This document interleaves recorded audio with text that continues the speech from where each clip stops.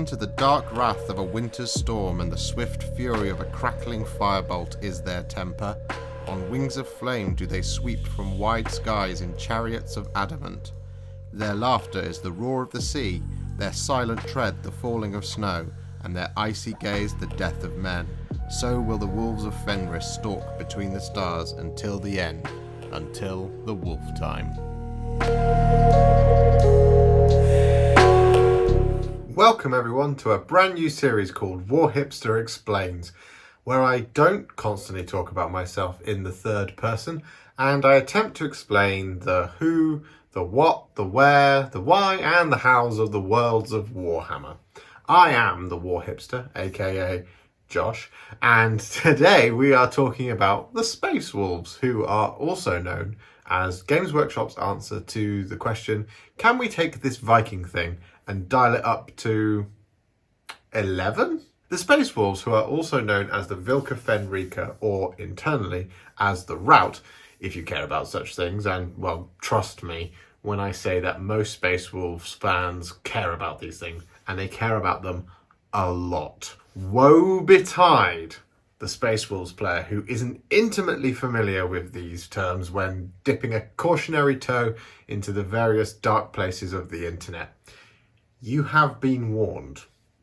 Yes, the Galactic Vikings are a loyalist chapter and one of the 9 first founding chapters.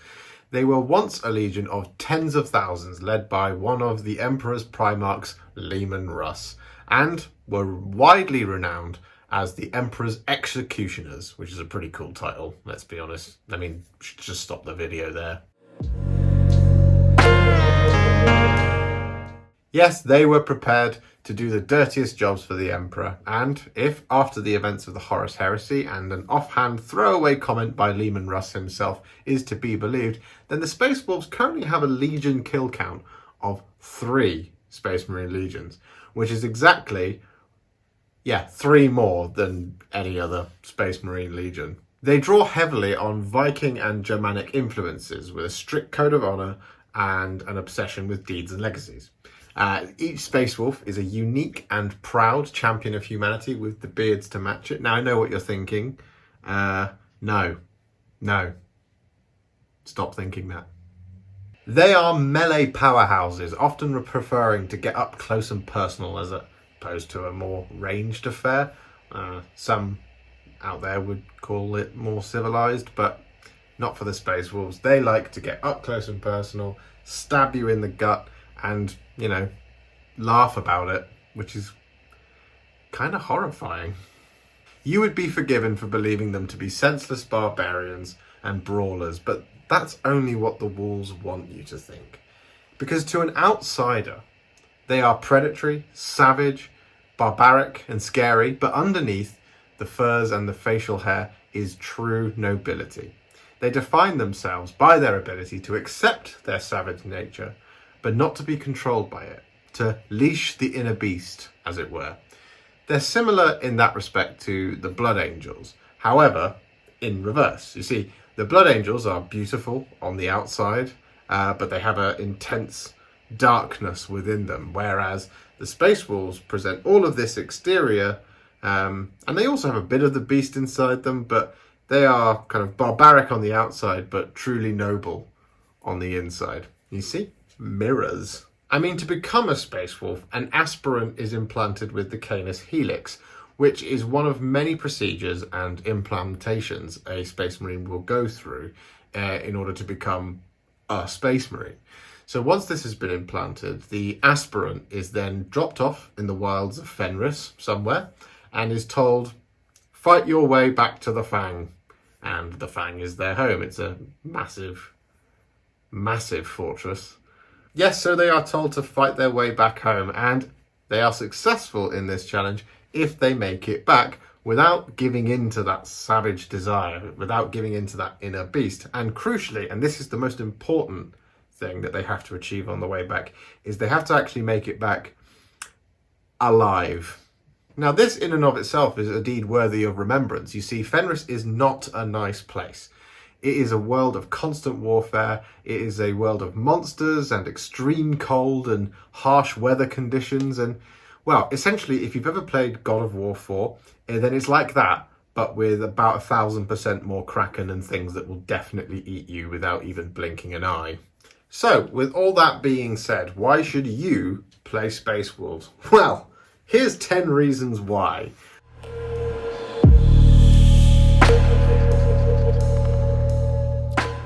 1, they're badass. 2, you like that show Vikings. 3, you like having a lot of models with a lot of individual details. 4, you love playing Assassin's Creed or God of War 4. I know that's the second time I've mentioned that, but come on. 5, you love forging your own narrative and naming all of your models, etc., and buying nameplates and it being cool and all that kind of thing. 6, you really love that show Vikings. 7, you realise, like all good hobbyists and all good Warhammer players, that eventually close combat is truly the only way to deal with any problem. Number 8, you were raised by wolves and you kind of miss it. Number 9, you are a dog owner. And 10, you really like that show Vikings.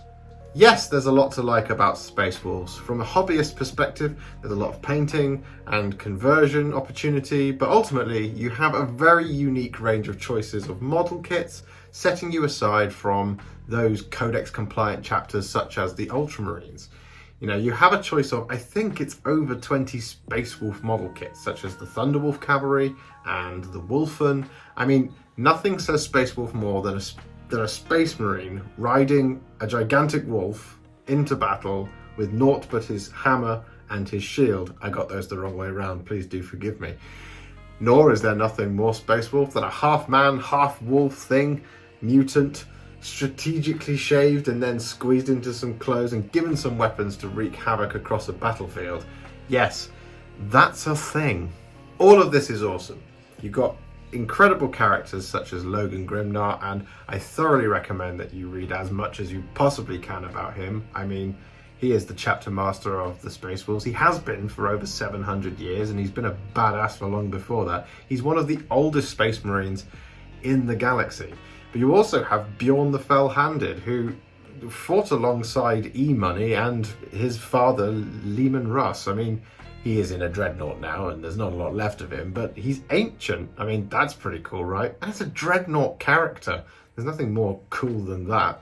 But you've also got things like Murderfang, who is another dreadnought character, and then you have more names than you can shake a stick at when it comes to understanding what your units are called. You see, you've got Grey Hunters and Long Claws and Sky Claws and Long Claws and Super Long Sky Claws. No, a bunch of those are made up. I do apologise. Yes, there is a lot to choose from. Another advantage is that, of course, we've got a load of tutorials on how to paint Space Wolves right here on the channel. So yes, you've got a lot of unique kits, you've got a lot of unique characters, but also the rules themselves really reflect who they are. I mean, instead of warlord traits, you have sagas and deeds, which is just cool. It's a mechanic whereby you effectively give them an ability and it gets better once they achieve a goal to do with that ability. So it might be that it's like your saga is you are a renowned killer, so you get +1 to hit, but once you kill something on the battlefield with it, everybody gets +1 to hit. I mean, it's an amazing mechanic and it really suits the army. Yes, there's a lot of things to understand about Space Wolves, and thankfully there's a lot of books out there. You have a fair few in the Horus Heresy to understand who they are. You have, of course, the Codex, which is a great resource for understanding even more about the Space Wolves. And then you've got things like the Lucas the Trickster series, you've got Ragnar Blackmane's books. There's a lot out there for you to really get your fangs into. Anyway, I hope this was useful. I hope you enjoyed this video and learnt a little bit more about the Space Wolves today. I love them, I really do. Having painted a combat patrol and various things other, I'm really fighting my inner beast to not paint 4,000 points of the damn things. Thank you so much for watching, and I'll see you in the next one.